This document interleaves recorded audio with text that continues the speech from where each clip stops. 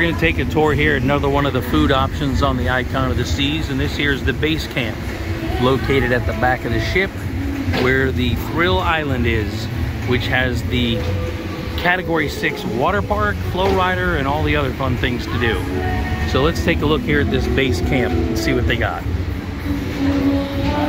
Like, we got some hot dogs, tater tots, they got some freebies here, and then there's some a la carte stuff.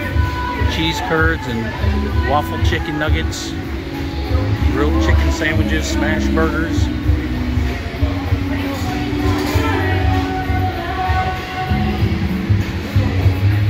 Some good options for the kids and the family. So if you're back here at the Chill Island, be sure to check out Base Camp.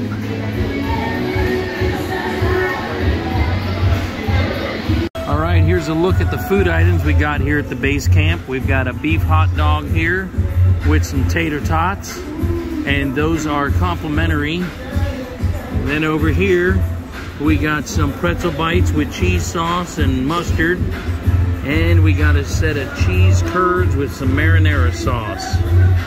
The cheese curds are an extra fee. Everything else was included, no charge.